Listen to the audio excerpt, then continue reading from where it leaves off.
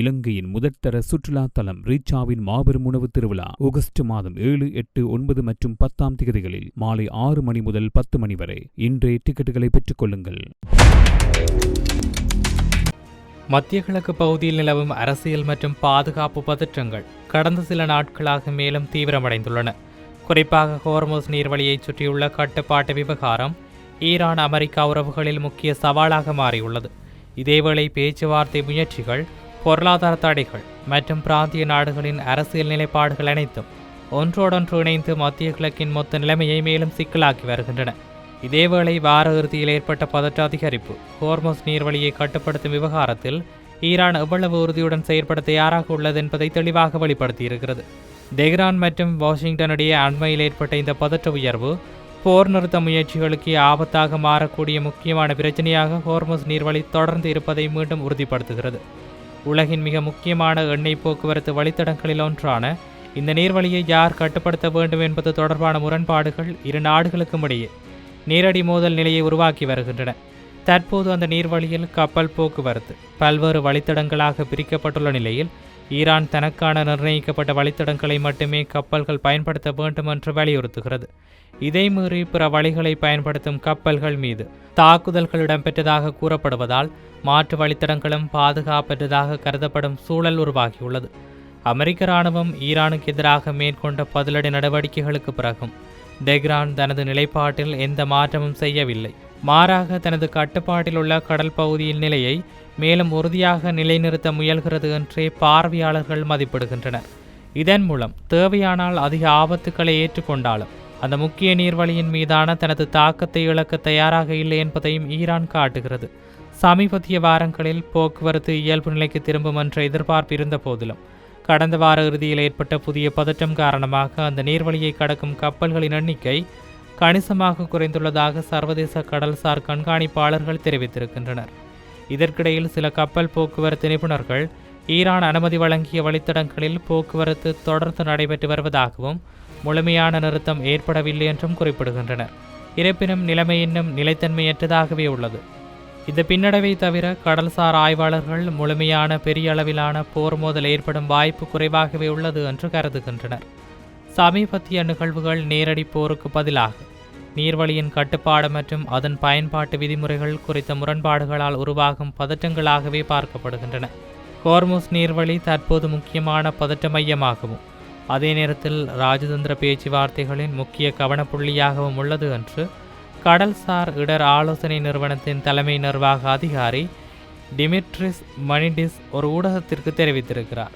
மேலும் அமெரிக்காவும் ஈரானும் ஒருபுறம் பேச்சுவார்த்தை வாயில்களை திறந்து வைத்துக் கொண்டிருக்கும் நிலையில் மறுபுறம் தேவையானால் பதிலடி நடவடிக்கைகளுக்கும் தயாராக இருப்பது நிலையை மேலும் சிக்கலாக்குகிறது என்றும் அவர் குறிப்பிட்டிருக்கிறார். பேச்சுவார்த்தைகள் தொடர்ந்தால் கடுமையான கண்காணிப்பு மற்றும் நிபந்தனைகளின் கீழ் வணிக கப்பல் போக்குவரத்து மீண்டும் சீராக இயங்கும் வாய்ப்புள்ளதாக நிபுணர்கள் மதிப்பிடுகின்றனர்.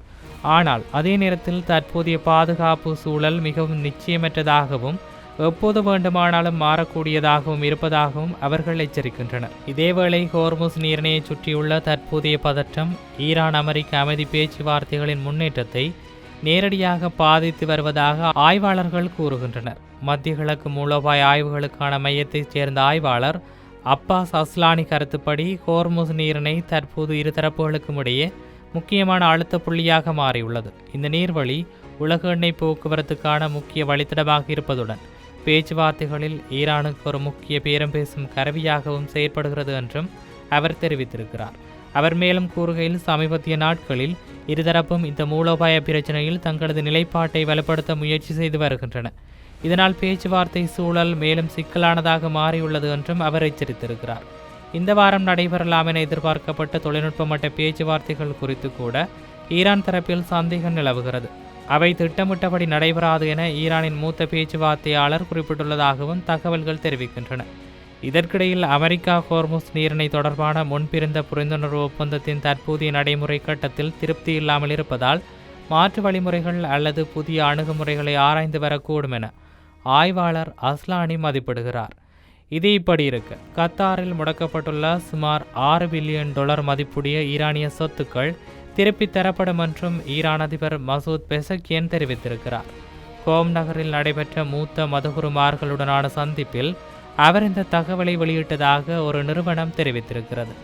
அதன்படி கத்தாரில் மொத்தம் சுமார் 12 பில்லியன் டாலர் அளவிலான ஈரானிய நிதி முடக்கப்பட்டிருந்த நிலையில் அதில் பாதியான 6 பில்லியன் டாலர் தற்போது தெஹ்ரானுக்கு திருப்பி தரப்படும் என கூறப்படுகிறது. மீதமுள்ள தொகையை விடுவிப்பதற்கான நடவடிக்கைகள் தொடர்ச்சியாக நடைபெற்று வருவதாகவும் அவர் தெரிவித்திருக்கிறார். இந்த விவகாரம் சர்வதேச கவனத்தை பெற்றுள்ளது. ஏனெனில் அமெரிக்கா ஈரான் இடையிலான சமீபத்திய புரிந்துணர்வு ஒப்பந்தத்தில் ஈரானின் வெளிநாட்டு வங்கிகளில் முடக்கப்பட்ட சொத்துக்கள் படிப்படியாக விடுவிக்கப்படும் என்று குறிப்பிடப்பட்டுள்ளது. அந்த ஒப்பந்தம் நடைமுறைப்படுத்தப்பட்ட பின்னர் இந்த நிதிகள் ஈரானுக்கு பயன்படுத்தக்கூடிய வகையில் கிடைக்க செய்யப்படும் என அமெரிக்க தரப்பு உறுதியளித்ததாகவும் கூறப்படுகிறது. இதற்கிடையில் முடக்கப்பட்ட சொத்துக்களை விடுவிப்பது பேச்சுவார்த்தை செயல்முறையின் முக்கியமான பகுதியாகவே ஈரான் தொடர்ந்து வலியுறுத்தி வருகிறது. இந்த நிதி விடுவிப்பு முடிவு இரு நாடுகளுக்கு இடையிலான ஒப்பந்த அமலாக்கத்தின் ஆரம்பகட்ட நகர்வாக பார்க்கப்படுகிறது.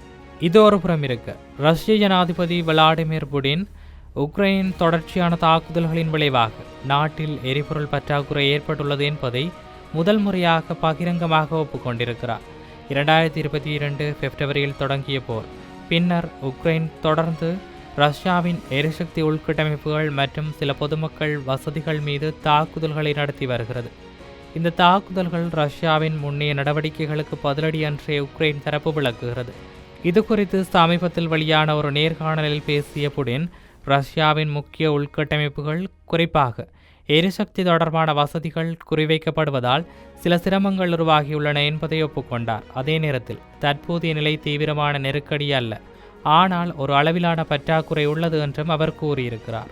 மேலும் ரஷ்யாவின் வான்வழி பாதுகாப்பு திறனை மேலும் பலப்படுத்துவது மற்றும் குறிப்பாக கிரிமியா பகுதிக்கு எரிபொருள் விநியோகத்தை தடையின்றி உறுதி செய்வது தற்போதைய முக்கிய முன்னுரிமை எனவும் அவர் தெரிவித்திருக்கிறார். இதற்கிடையில் உக்ரைன் தாக்குதல்களின் காரணமாக எரிபொருள் விநியோகம் மற்றும் எண்ணெய் சேமிப்பு நிலையங்கள் பாதிக்கப்பட்டதைத் தொடர்ந்து ரஷ்யாவுடன் இணைக்கப்பட்ட கிரிமியாவில் எரிபொருள் தட்டுப்பாடு மற்றும் மின்வெட்டு ஏற்பட்டிருக்கிறது. இதன் காரணமாக அங்கு அவசர நிலை அறிவிக்கப்பட்டுள்ளதாக உள்ளூர் அதிகாரிகள் தெரிவித்திருக்கின்றனர். குறிப்பாக 2014ஆம் ஆண்டு உக்ரைனிடமிருந்து கிரிமியாவை ரஷ்யா இணைத்தது என்ற விவகாரம் இன்னும் சர்வதேச அளவில் சர்ச்சைக்குரியதாகவே இருந்து வருகிறது. பெரும்பாலான நாடுகள் அந்த இணைப்பை அங்கீகரிக்கவில்லை என்பதும் குறிப்பிடத்தக்க ஒரு விடயமாகவும் இருக்கின்றது. மொத்தத்தில் தற்போதைய உலக அரசியல் சூழல் மிகுந்த நிச்சயமற்றதும் பதற்றமானதுமானதாகவே தொடர்கிறது. ஹோர்முஸ் நீர்வழி தொடர்பான மோதல்கள் மத்திய கிழக்கில் ராஜதந்திர முயற்சிகளை சவாலுக்கு உள்ளாக்கும் நிலையில் ஈரான் அமெரிக்க உறவுகளில் நிதி மற்றும் பாதுகாப்பு விவகாரங்கள் முக்கிய திருப்பமாக மாறுகின்றன. அதே நேரத்தில் உக்ரைன் ரஷ்யா போரின் தாக்கங்கள் ரஷ்யாவின் உள்நாட்டு எரிசக்தி நிலைமையையும் பாதித்து வருவது இந்த மோதல்களின் உலகளாவிய தாக்கத்தை வெளிப்படுத்துகிறது. இவ்வாறாக பல முனைகளில் நீடிக்கும் பதற்றங்கள் விரைவில் தீர்வு காணப்படுமா என்பது இன்னும் கேள்விக்குறியாகவே இருக்கிறது. இது இப்படி இருக்க மேலும் உலக தரத்தில் என்னவெல்லாம் நடக்கப் போகின்றன என்பதை நாமும் பொறுத்திருந்து பார்க்கலாம்.